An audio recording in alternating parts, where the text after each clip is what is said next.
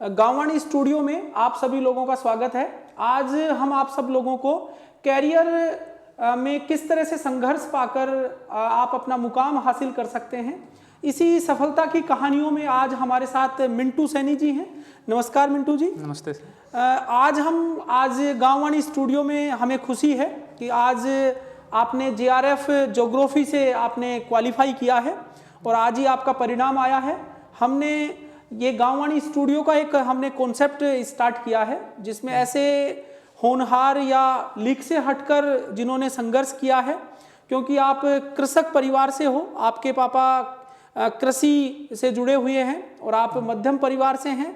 आपने संघर्ष के बदौलत यूपीएससी प्री भी क्वालिफाई किया है और वर्तमान में आप मेन की तैयारी कर रहे हैं।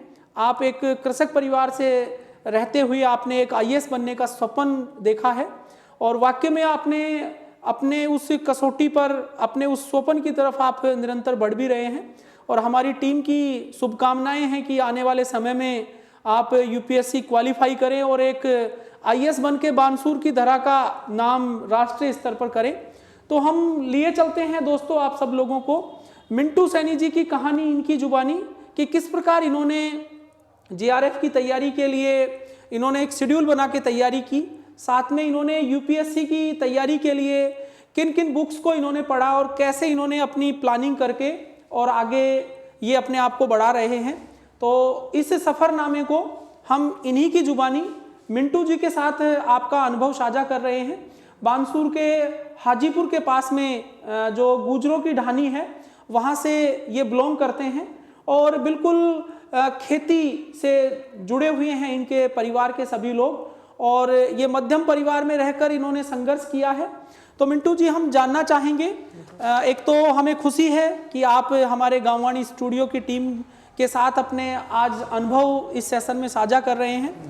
तो मैं जानना चाहूँगा कि आपने इतनी कम उम्र में एक इतना बड़ा लक्ष्य पाने की एक हिम्मत जुटाई और साथ में किस प्रकार आप अपनी इस तैयारी को आगे बढ़ा रहे हैं।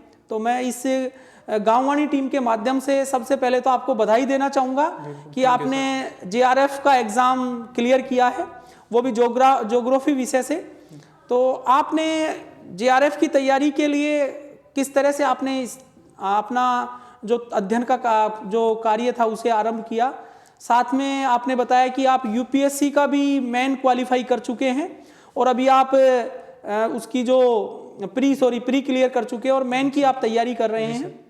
तो मैं आपके अनुभव जानना चाहूँगा कि किस तरह से आपने अपने अध्ययन को प्लानिंग करके आपने यहाँ तक पहुँचाया। सर फर्स्ट ऑफ ऑल कक्षा 12वीं के बाद ही जब मैंने साइंस से किया था कक्षा 12, उसके बाद में मेरे गांव में जो एक आईएएस बने थे 2012 बैच के विशाल गुप्ता, तो उनसे कुछ इंस्पिरेशन लेके कुछ फैमिली मेम्बर से कि हमेशा फैमिली में बोलते हैं कि आप कभी भी सोचो तो बड़ा सोचो, बिल्कुल, जिससे कि आप लोगों को प्रेरित कर सकें। तो उसके थ्रू मैंने पहले आईएएस की प्रिपरेशन के लिए फोकस किया। तो उसके लिए मैंने फिर अपना स्ट्रीम चेंज किया कि पहले साइंस से था, फिर मैंने आर्ट्स में चला गया। बिल्कुल। और वहाँ से मैंने अपने बानसूर में ही मत्स्य कॉलेज से ही मैंने अपनी बीए की और बीए के साथ साथ मैंने आईएएस की पढ़ाई भी की। बिल्कुल, क्योंकि उनका जो सिलेबस है वो काफ़ी मिलता है। और उसके बाद मैंने दिल्ली में एक कोचिंग है जो उनका टेस्ट होता है, स्कॉलरशिप टेस्ट। बिल्कुल, कि उनसे आप जो गरीब बैकग्राउंड से बीपीएल फैमिली से जो स्टूडेंट आते हैं उनके लिए वो फ्री ऑफ कॉस्ट कोचिंग देते हैं एंट्रेंस होके। ओके। तो मैंने वो एंट्रेंस दिया और उसमें मैं पास हो गया था। तो मुझे जो कोचिंग की थी फीस जो थी वो नहीं देनी पड़ी। ओके। और मैंने वहाँ पे कुछ समय के लिए कोचिंग भी ली और उसके बाद में 2019 का जो यूपीएससी का प्री हुआ था वो भी दिया था मैंने। और मैंने पहली बार ही दिया था 2019 का, तो उसमें मैं क्वालिफाई हो गया था 2019 में। बिल्कुल। लेकिन मेंस क्वालिफाई नहीं कर पाया था। फिर मैंने 2020 के लिए फिर से तैयारी की और उसका प्री भी क्वालिफाई किया। इसी बीच मैंने यूजीसी जो नेट जेआरएफ का एग्ज़ाम होता है उसका फॉर्म भी भरा था। बिल्कुल। जिसका एग्ज़ाम हुआ था 12 नवंबर को हुआ था, जिसका रिजल्ट आज ही आया है। बिल्कुल। तो उसका मैंने एग्ज़ाम दिया था और उसमें मैं क्वालिफाई कर गया। तो उसके लिए हमारी बधाइयाँ आपको। मैं एक चीज़ जानना चाहूँगा, बहुत मुझे इंटरेस्टिंग लगा कि आपने साइंस बैकग्राउंड से होते हुए फिर आपने आर्ट विषय को ज्वाइन किया और फिर आपने ग्रेजुएशन पूरी की। उसके बाद आप पोस्ट ग्रेजुएशन हुए और एंट्रेंस एग्ज़ाम देके आपने दिल्ली में मतलब कि जो कोचिंग था वहाँ पर आपने अपनी तैयारी को आगे बढ़ाया। मैं एक चीज़ जानना चाहूँगा कि अगर कोई नेट जेआरएफ करना चाहे स्टूडेंट, तो उसको किस प्रकार तैयारी करनी चाहिए कि वो आसानी से नेट जेआरएफ कर पाए?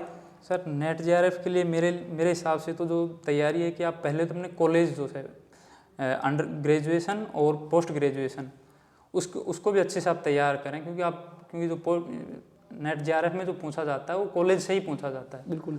और मेन जो चीज़ होती है सर, नेट जेआरएफ ले लो या कोई भी यूपीएससी ले लो, कोई भी एग्ज़ाम, आपके पास सिलेबस और उसका पैटर्न, पुराने जो पिछले साल जो क्वेश्चन आते हैं उनके बारे में आपको अच्छी नॉलेज होनी चाहिए। बिल्कुल। वो आप जब तक आपको सिलेबस नहीं पता तो आप फिर तैयारी कर ही नहीं सकते।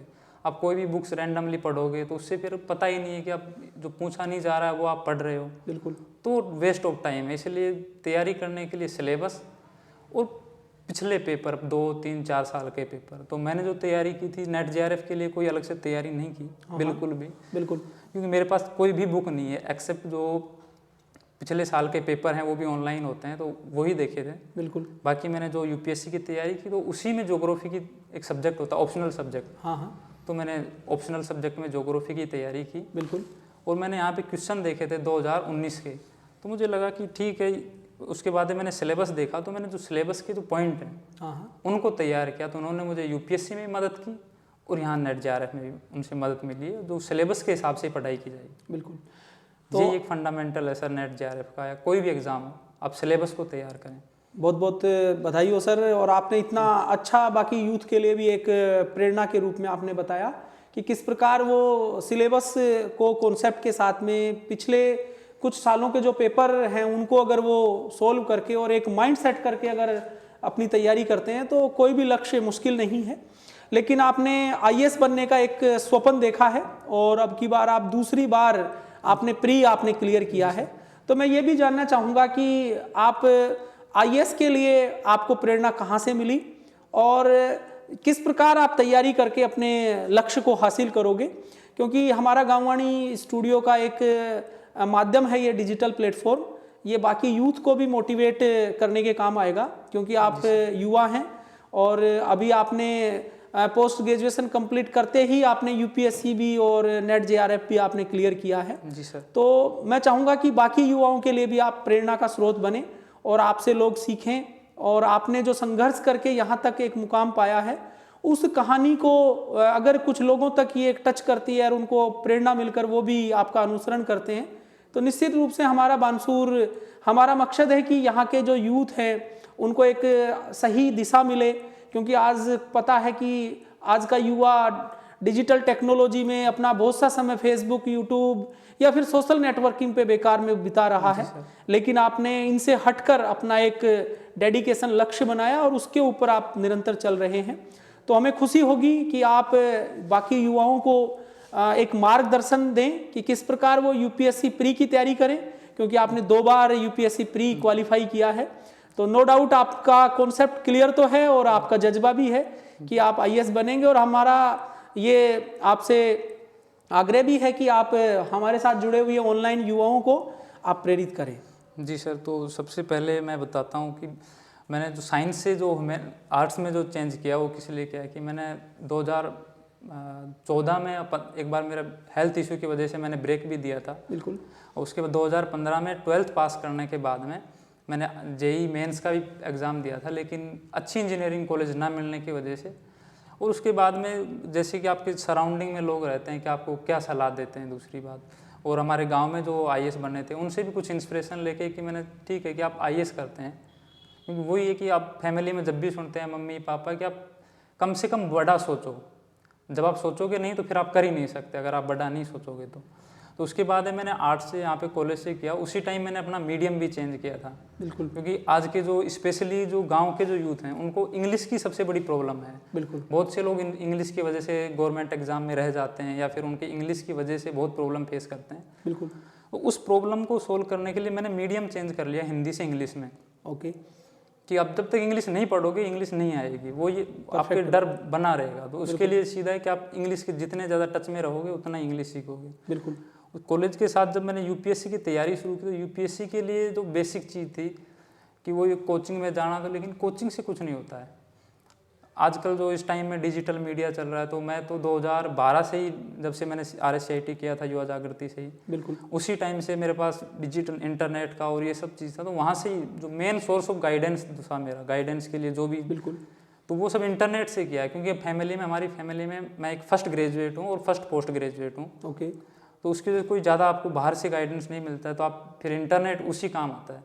लेकिन इंटरनेट का जो आजकल जो प्रभाव बढ़ रहा है कि लोग फेसबुक, व्हाट्सएप और अदर जो सोशल मीडिया साइट है उस पर ज़्यादा टाइम वेस्ट कर रहे हैं, हाँ, वो एक चिंता का विषय ज़रूर है। बिल्कुल, उससे ज़्यादा है कि आप एजुकेशन के मामले में बहुत सी चीज़ें एजुकेशन में फ्री मिल रही है, इंटरनेट पे हर चीज़ की तैयारी फ्री हो रही है, लेकिन उसको सिस्टमेटिक तरीके से अनुशासन के रूप में करना चाहिए। बिल्कुल, ऐसे आप डाइवर्ट हो सकते हो, वहाँ पे बहुत सी कोचिंग मिल जाएंगी, बहुत से मटेरियल आपको मिल जाएंगे, हाँ, ये भी पढ़ लूँ वो भी पढ़ लूँ, फिर आप वहाँ से फेल करोगे। बिल्कुल, आपको अनुशासन चाहिए कि आपको मुझे ये चीज़ पढ़नी है और यहीं से पढ़नी है बस। ओके, उसके बाद में आप उसी पे फोकस करो, कंटिन्यू फोकस करोगे उसी पे अनुशासन के साथ। तो अनुशासन सबसे ज़रूरी है किसी भी एग्ज़ाम को पास करने के लिए।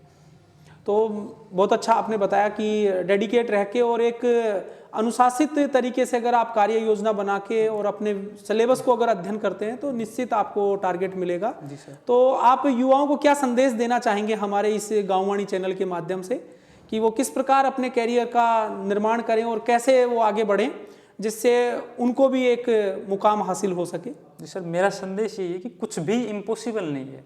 मैं एक रूरल बैकग्राउंड से मैं आता हूँ, मेरे फादर भी BPL फैमिली, हम खुद BPL फैमिली से बिलोंग करते हैं। और उसके बाद में मैंने कोई बड़े कॉलेज से, हाई फाई कॉलेज से कि दिल्ली यूनिवर्सिटी, JNU, उससे भी नहीं किया। मैंने भी गाँव के कॉलेज से, मत्स्य कॉलेज से ही मैंने ग्रेजुएशन, पोस्ट ग्रेजुएशन किया है। तो ऐसा नहीं है कि ना ही ये भी ज़रूरी नहीं है कि आप बाहर जाओ वहाँ पे तैयारी करो, क्योंकि मैंने दिल्ली से 2019 के बाद से मैं घर से ही तैयारी कर रहा हूँ। बिल्कुल, क्योंकि आपकी फाइनेंशियल कंडीशन बहुत से लोगों की ऐसी होती है कि वो अफोर्ड नहीं कर पाते हैं दिल्ली, जयपुर या बाहर रहना। तो टेक्नोलॉजी के ज़माने में आप टेक्नोलॉजी को बेस्ट यूज़ करिए। और ये ज़रूरी नहीं है कि आप कहीं पे बाहर जाके तैयारी करें या कोचिंग लेना ही ज़रूरी है, क्योंकि मैंने नेट JRF के लिए कोई कोचिंग नहीं ली है अलग से। बिल्कुल, और मैंने UPSC के लिए भी कुछ स्पेशल टॉपिक के लिए ही कोचिंग ली, उसके बाद मैंने बंद कर दिया था कोचिंग। बिल्कुल, बिल्कुल, क्योंकि कोचिंग हेल्प करती है 10% एग्जाम में, ओके, 90% आपको खुद को ही पढ़ना पड़ेगा। और दूसरी बात ये कि आपको कंटिन्यूटी ज़रूरी होनी चाहिए। अब ये नहीं है कि आप 1 महीने पढ़े, एग्ज़ाम दिए, उसके बाद में आप 20 दिन, 15 दिन या 6 महीने तक पढ़ना बंद कर दिया है कि एग्ज़ाम हो लिया। आपका एग्ज़ाम देने के बाद भी पढ़ो, एग्ज़ाम के पहले भी। कंटिन्यूटी ज़रूरी है सर, विद अनुशासन। कि आप फिक्स टाइम है कि आपको दिन में 5 घंटे 4 घंटे कम से कम इतना तो आपको पढ़ना ही है। ओके, तो वो आपको ज़रूरी है पढ़ना। बहुत बहुत अच्छा लगा आपसे हमें ये बात करके और आपने अपने अनुभव हमारे साथ साझा किए, उसके लिए मैं मेरी पूरी गाँववाणी टीम की तरफ से आपको एडवांस में बधाई देता हूं और आशा करता हूं कि आपका स्वप्न जल्दी ही हकीकत में बदले और जिस डेडिकेशन के साथ आप मेहनत कर रहे हैं कि आपका मुकाम जल्दी ही आपको मिलेगा। और हमें आज इस गाँववाणी स्टूडियो के माध्यम से पहला ये इंटरव्यू हम आपका प्रसारित कर रहे हैं। सफलता की कहानियाँ जिसे हम गाँवों से ढूंढकर, क्योंकि हमारी गाँववाणी टीम का एक थीम है कि गाँववाणी आपका गांव आपकी आवाज़, यानी गांव में स्थित वो युवा या वो व्यक्ति जिनमें जज्बा तो है लेकिन उनमें हुनर भी है, लेकिन अवसर और एक माध्यम नहीं मिला और वो हीरे की तरह वो कीचड़ में दबे हुए हैं। लेकिन ये हमें भी पता है कि चाहे हीरा कितने ही दिन बाद कीचड़ से निकले, उसकी वास्तविकता को कोई छुपा नहीं सकता। बात वही है कि व्यक्ति चाहे अभावग्रस्त बैकग्राउंड से हो या फिर वो मध्यम परिवार से रहा हो, लेकिन अगर उसके जज्बे में और अगर हौसले में अगर बुलंदियां हैं तो निश्चित वो अपने मुकाम को पाता है। तो इन्हीं शुभकामनाओं के साथ फिर एक नए चेहरे के साथ आपको हम रूबरू कराएंगे गाँववाणी के अगले एपिसोड में। और हम ये उम्मीद करते हैं कि अगले कुछ सालों में हम दोबारा कभी अगर आपका इंटरव्यू शूट करें तो आपके खुद के ऑफिस में आके हम शूट करें। ये हमारी आपको एडवांस में बधाइयाँ और शुभकामना, और साथ में आप बाकी युवाओं के लिए भी प्रेरणा बने और उभर के सामने निकलें। तब के इसके लिए मैं आपको धन्यवाद दूंगा और आपको बेस्ट ऑफ लक हमारी युवा जागृति संस्थान की तरफ से। आप हमारे यहाँ से RSCIT भी पढ़ के निकले हुए हैं और आपने बताया कि किस प्रकार आपने डिजिटल टेक्नोलॉजी का सही इस्तेमाल करके और आप अपने विजन के ऊपर इसको एक माध्यम बनाकर आगे बढ़ रहे हैं।